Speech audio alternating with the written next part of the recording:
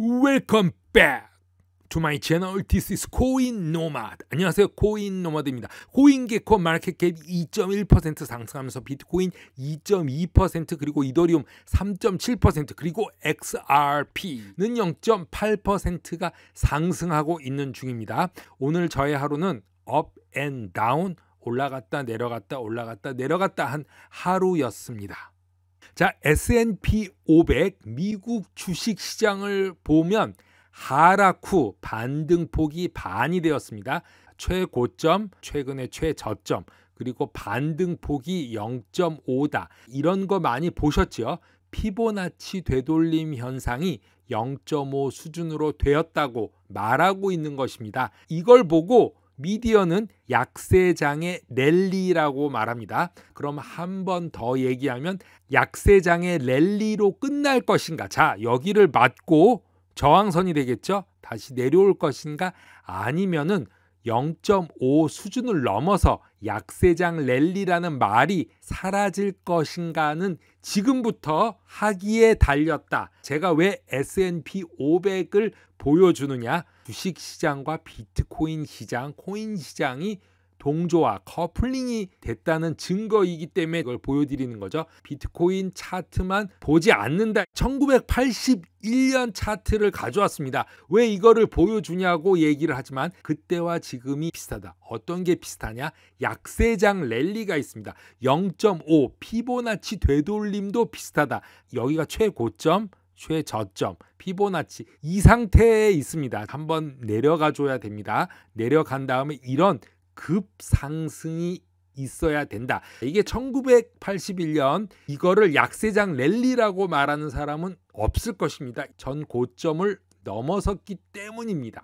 0.5 피보나치 되돌림 이후 전 고점까지 상승한 적이 있는 1981년을 본다면 만일 미국 주식시장이 반등한다면 비트코인도 반등할 것이고 펀더멘털 있는 알트코인도 이번에 다시 한번 알트장을 만들 수 있을 것이다. 아크인베스트의 캐시 우드 CEO는 우리는 경기 침체에 있다고 믿는다라고 블룸버그 TV 인터뷰에서 말했습니다. 월요일 미국이 이미 경기 침체에 빠졌고 투자의 서두름이 자본의 극단적인 잘못된 배분을 초래했다라고 말했습니다. 2분기 연속 실질 GDP 하락은 침체의 정의의 시작이라고 말했습니다. 우리가 현재 가지고 있는 선행 지표의 3개월 연속 하락이라는 것은 동일한 것을 시사한다라고 확실히 침체 가운데 있다는 것을 분명히 말하고 있습니다. 인플레이션은 넘어서 침체에 있는 것이죠. 캐시 우드는 여전히 디플레이션이 장기적으로 더 큰 위험이라는 것을 고수한다고 말했습니다. 자, 인플레이션보다 문제는 디플레이션이다 라고 말하고 있습니다. CEO 입장에서는 디플레이션이 더 문제지요. 그러나 우리 개인의 입장에서는 인플레이션이 더 문제입니다. 그렇기 때문에 주관적으로 확립을 잘해야 됩니다.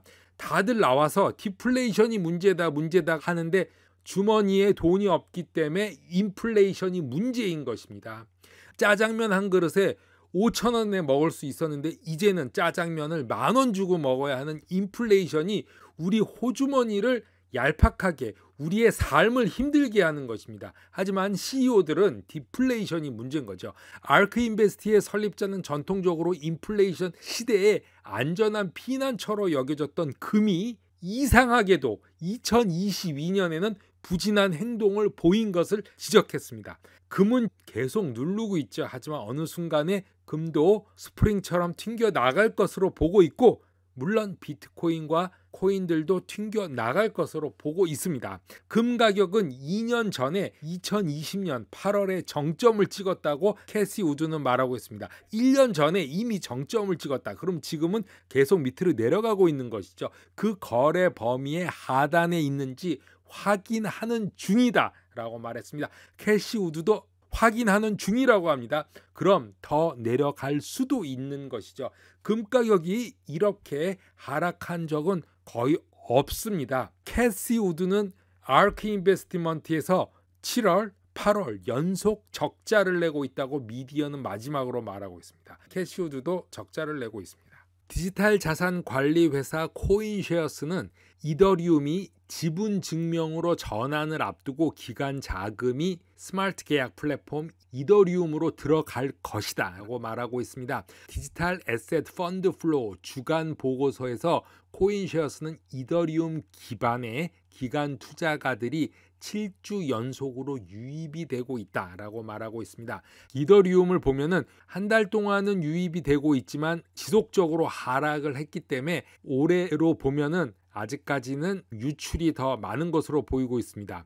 총 1,600달러가 유입이 되고 있고 7주 연속으로만 보면 1억 6천만 달러의 유입을 기록하고 있습니다. 투자 심리의 전환이 이더리움이 작업 증명에서 지분 증명으로 전환하는 합병 시기에 대한 더 큰 명확성 때문이라고 믿는다. 전체 시장을 이더리움이 이끌어 갔죠. 7주 동안은 그 전에도 하락을 비트코인과 이더리움이 끌고 갔던 것입니다. 디지털 자산 투자 시장은 지난주 300만 달러가 유입이 보였으며 전체적으로 봤을 때는 6주 연속 5억 3천만 달러가 기록 중에 있습니다. 2020년 2분기 가격 하락 폭락에도 불구하고 32개의 새로운 투자 상품들이 계속 출시가 되고 있고 2021년 4분기 출시 최고점인 33개에 이어서 두 번째로 많이 출시가 되고 있습니다. 코인쉐어는 투자자들의 구매 행동이 비트코인이 바닥을 쳤다는 것을 나타내고 있고 비트코인이 조금 유출되고 있긴 하지만 2주 연속 투자자들이 비트코인 가격이 바닥을 쳤다고 믿고 있음을 나타낸다고 말하고 있습니다. 자, 이번에 멕시코 비트소 거래소에서 보여준 것처럼 유럽의 XRP를 멕시코 은행에서 멕시칸 페소로 바로 현금화 가능하게 했다. 그것을 보여주는 도표가 있습니다. 여러 가지 통화가 있습니다.